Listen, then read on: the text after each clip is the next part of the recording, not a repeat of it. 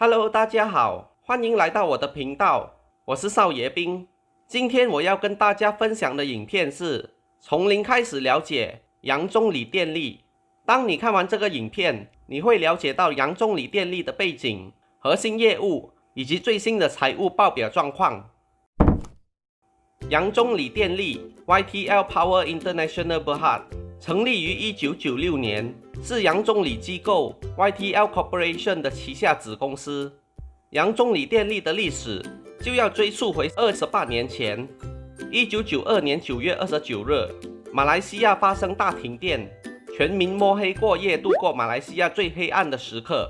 这件事过后，由马哈迪领导的国政政府开始积极推动私人发电厂计划。1993年，在马来西亚政府决定将国家电力工业私有化之后，杨中理机构的全资子公司 YTL Power Generation Sdn Bhd 被授予马来西亚首个独立发电商许可证。1995年9月，位于登嘉楼州的巴嘎和柔佛州巴塞古当的天然气联合循环发电站正式开始运营。1997年5月，杨中理电力在吉隆坡证券交易所主板上市，成为上市公司，代码为6742 YTL Power。2000年12月，杨中理电力收购了澳大利亚的电力公司 Electranet 33.5% 的股份，开始了投资控股的业务。2002年2月，杨中理电力首次涉足欧洲，收购了 Westside Water 100% 的股权，开始了供水和废水处理业务。2004年12月，杨中理电力通过持有印尼 Java Power 35% 的股权，将业务扩展至印尼。2009年3月，杨中理电力收购了新加坡 Power Seraya 公司的100% 股权，开始了多元公用事业业务。2010年11月，杨中理电力通过子公司杨中理通讯，在吉隆坡推出 Yes 宽频服务，从此开始了通讯网络的新业务。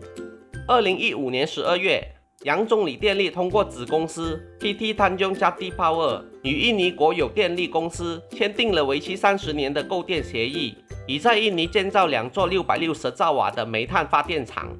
2017年3月，杨中理电力在约旦启动推迟已久的油页岩电力项目，包括新建一座油页岩发电站和经营一座露天矿场，预计将在2020年之前完工。截至2019财政年，杨中理电力拥有大约63亿令吉的市值。杨中理电力是一个国际性多用途组织，活跃在公用事业行业领域，总部设立在吉隆坡，并且在马来西亚、英国、新加坡、澳大利亚和印尼拥有业务。主要业务包括发电、多元公用事业、供水和废水处理、通讯网络以及投资控股。杨中理电力的发电业务是由 YTL Power Generation Sdn Bhd 经营，在2019财政年为公司提供总营业额的7%左右。YTL Power Generation 是马来西亚第一家独立电力生产商，拥有并经营这2个燃气联合循环发电厂，分别位于登嘉楼州的巴嘎和柔佛州的巴塞古当，总发电量为1212兆瓦。杨中理电力的多元公用事业业务是由 Power Seraya 经营，在2019财政年占据了公司总营业额的50% 以上。Power Seraya 是公司在2009年3月向新加坡 Temasek Holding 收购的一家电力生产公司。Power Seraya 位于新加坡的玉兰岛，运营着燃油蒸汽轮机、燃气联合循环电厂和柴油开放循环燃气轮机厂，发电容量为3100兆瓦，占新加坡许可总容量的25% 左右。除此以外， Power Seraya 还是一家多元化能源公司，其中包括提供公用服务，例如电力、蒸汽和水、石油贸易和油槽的租借，以及通过反渗透海水淡化厂生产水源。杨中理电力的供水和废水处理业务是由旗下全资子公司 Westside Water 经营，在2019财政年为公司提供总营业额的29% 左右。Westside Water 位于英国的西南部，面积达1万平方公里，为当地的130万客户提供约 3.5 亿升水，每天处理270万用户的 4.9 亿升污水。通讯网络业务是由杨中理通讯经营，在2019财政年为公司提供总营业额的7%左右。该公司拥有并运营着 Yes 品牌，一个汇集全马来西亚的4G 无线宽频网络。Yes 网络于2010年11月启动，提供高速移动的互联网和语音服务，覆盖了全马来西亚超过85%的区域，并与所有其他语音网络，如移动线路和固定线路互相连接。投资控股业务分别由澳大利亚的 Electranet 和印尼的 Java Power 经营，占据2019财政年总营业额的3%而已。在澳大利亚，杨中理电力拥有 Electranet 33.5% 股权，可以经营该州的配电网络长达200年时间。Electranet 提供了一条高容量的链接，将南澳大利亚的发电机连接到由当地公用事业公司运营的配电网络以及其他主要最终用户。Electranet 的传输网络覆盖约20万平方公里，通过5700电路公里的输电线路以及76个变电站和开关站，为南澳大利亚99% 以上的人口提供电力。至于印尼的业务，杨中理电力握有 PT Java Power 35% 的股权，是一家拥有1220兆瓦的燃煤电厂。Java Power 位于爪哇岛的东部地区，是印尼第2大独立电力生产商，与印尼国有电力公司 PT Perusahaan Listrik Negara 拥有30年的购电协议。现在来为各位介绍杨中理电力最新季度的财务报表。